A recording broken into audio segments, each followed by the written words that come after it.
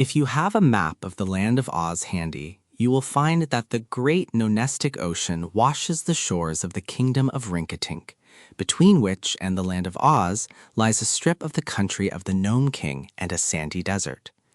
The kingdom of Rinkitink isn't very big and lies close to the ocean, all the houses and the king's palace being built near the shore. The people live much upon the water, boating and fishing, and the wealth of Rinkitink is gained from trading along the coast and with the islands nearest it. 4 days' journey by boat to the north of Rinkitink is the island of Pingaree, and as our story begins here, I must tell you something about this island. At the north end of Pingaree, where it is widest, the land is a mile from shore to shore, but at the south end it is scarcely half a mile broad. Thus, although Pingaree is 4 miles long from north to south, it cannot be called a very big island.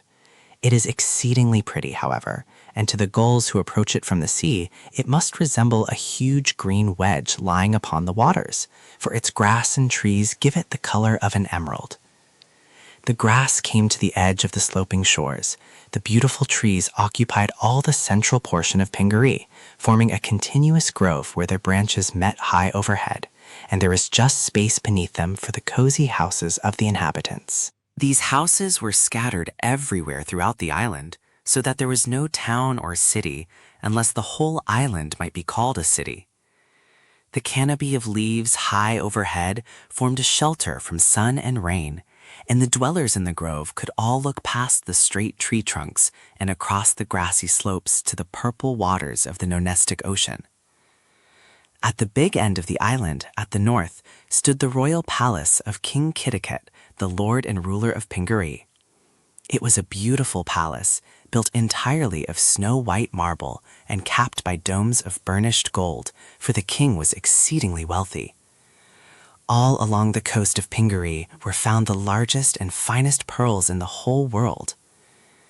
These pearls grew within the shells of big oysters, and the people raked the oysters from their watery beds, sought out the milky pearls, and carried them dutifully to their king.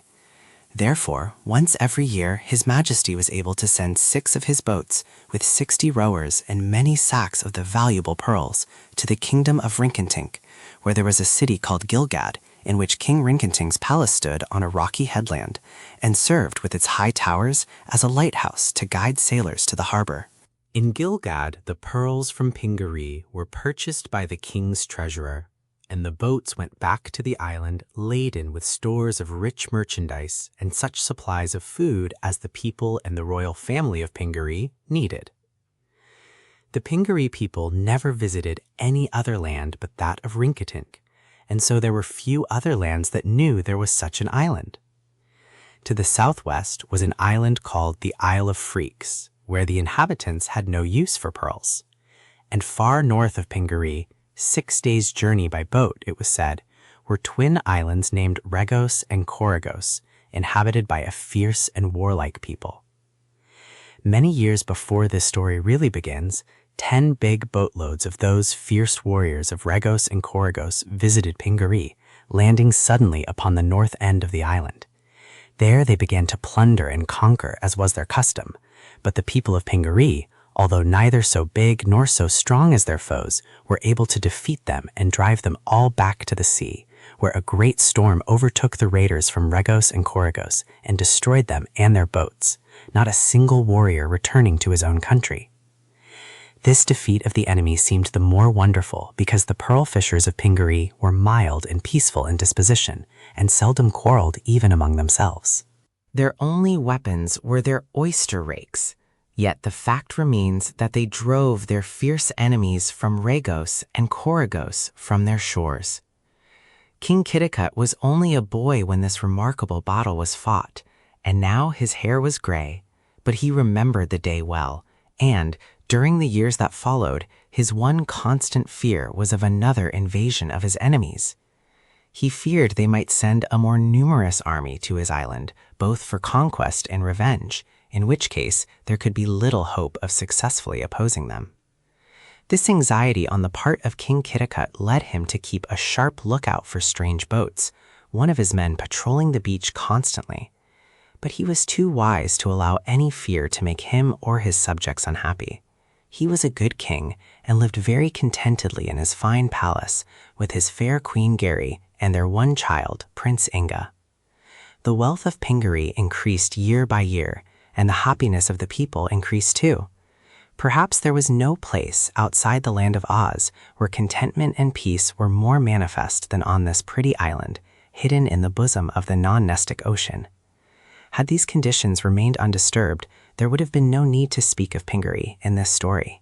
Prince Inga, the heir to all the riches and the kingship of Pingaree, grew up surrounded by every luxury, but he was a manly little fellow, although somewhat too grave and thoughtful, and he could never bear to be idle a single minute. He knew where the finest oysters lay hidden along the coast, and was as successful in finding pearls as any of the men of the island, although he was so slight and small. He had a little boat of his own, and a rake for dragging up the oysters, and he was very proud indeed when he could carry a big white pearl to his father. There was no school upon the island, as the people of Pingaree were far removed from the state of civilization that gives our modern children such advantages as schools and learned professors. But the king owned several manuscript books, the pages being made of sheepskin. Being a man of intelligence, he was able to teach his son something of reading, writing, and arithmetic. When studying his lessons, Prince Inga used to go into the grove near his father's palace and climb into the branches of a tall tree, where he had built a platform with a comfortable seat to rest upon, all hidden by the canopy of leaves. There, with no one to disturb him, he would pore over the sheepskin on which were written the curious characters of the Pingaree's language.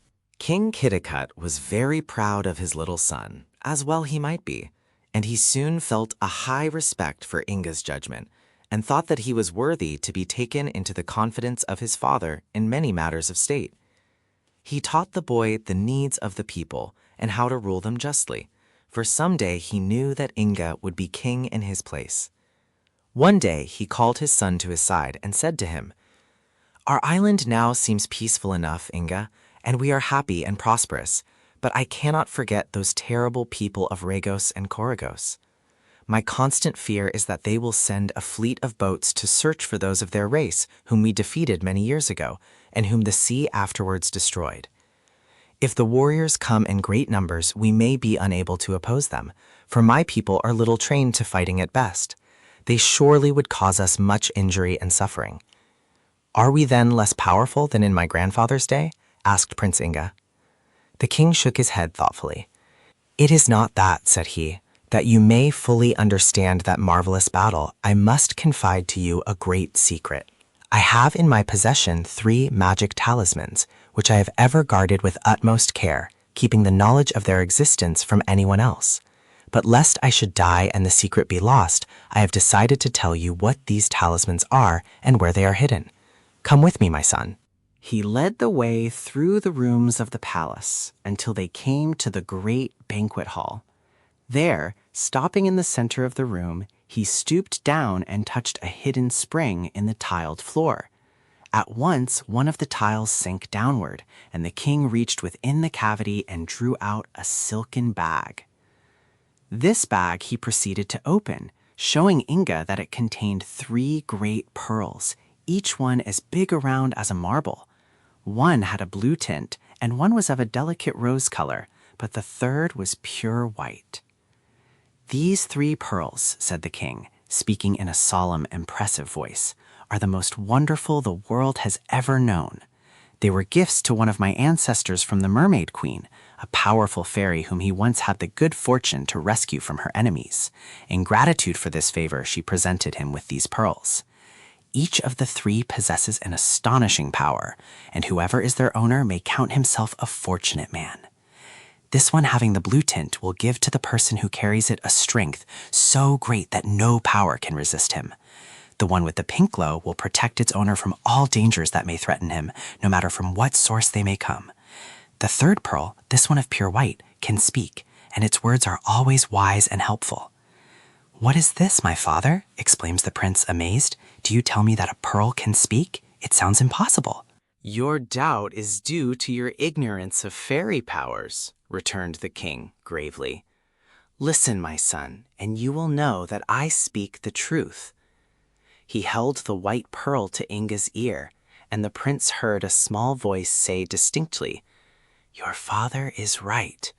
Never question the truth of what you fail to understand, for the world is filled with wonders." "I crave your pardon, dear father," said the prince, "for clearly I heard the pearl speak, and its words were full of wisdom." "The powers of the other pearls are even greater," resumed the king. "Were I poor in all else, these gems would make me richer than any other monarch the world holds." "I believe that," replied Inga, looking at the beautiful pearls with much awe. "But tell me, my father, why do you fear the warriors of Ricos and Coragos when these marvelous powers are yours?" "The powers are mine only while I have the pearls upon my person," answered King Kitticut, "and I dare not carry them constantly for fear they might be lost. Therefore, I keep them safely hidden in this recess.